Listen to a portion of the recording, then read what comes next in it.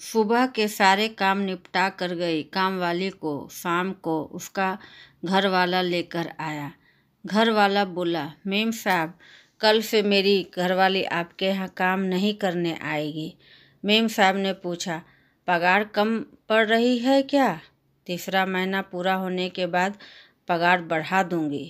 कामवाली का पति बोला, मेम साहब बात पगार की है ही नहीं, हमारी तकलीफ़ दूसरी है।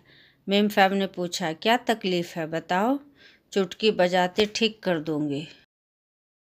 घर वाले ने कहा, मेम साहब तकलीफ़ चुटकी बजाते दूर हो जाए ऐसी नहीं है, आप तो दूसरी काम वाली ढूंढ ही लो।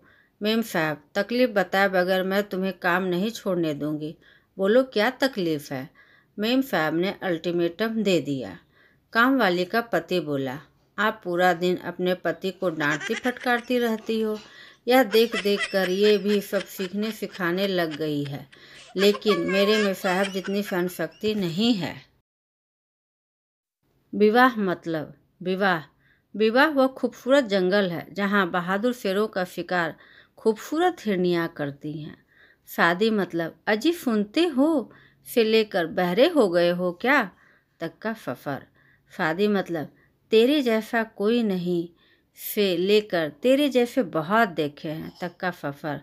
शादी मतलब आप रहने ही दीजिए से लेकर मेहरबानी करके आप तो रहने ही दो तक का सफ़र।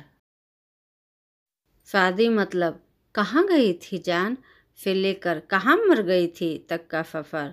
शादी मतलब आप मुझे नसीब से मिले हो से लेकर नसीब फूटे थे जो तुम मिले तक का सफ़र। अंत में शादीशुदा ज़िंदगी कश्मीर जैसी है, खूबसूरत तो है परंतु आतंक भी बहुत है, पता नहीं कब किधर से गोली चल जाए। दिल्ली के एक मोहल्ले में एक बच्चा अपने घर में हमेशा नंगा घुमा करता था।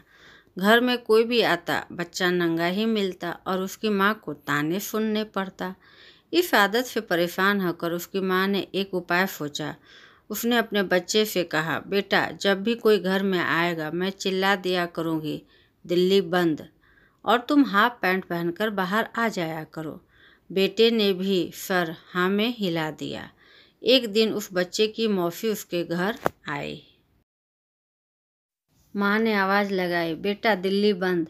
बच्चा हाफ पैंट पहनकर बाहर आ गया और आते ही बच्चा, मौसी आप यहाँ किस लिए आई हो?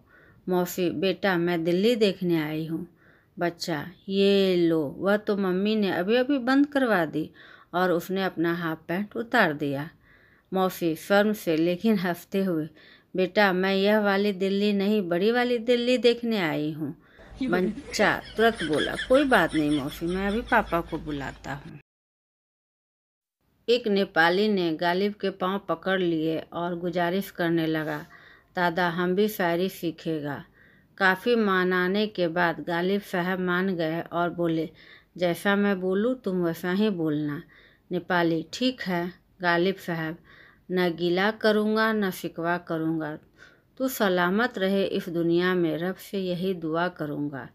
नेपाली, न गीला कोरेगा न सूखा कोरेगा, तू साला मत रहो इस दुनिया में, रूप से यही दुआ करेगा।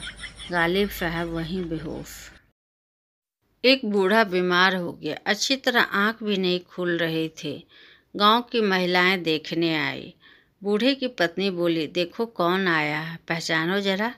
बूढ़े ने जैसे तैसे आंख खोली, उन महिलाओं को देखा, फिर घर वाले की तरफ देखते हुए मन ही मन बोला, भरी जवानी में उनकी तरफ देखने तक नहीं दिया, अब मरने का टाइम आया है तब मनुष्य पूछ रही है पहचाना क्या।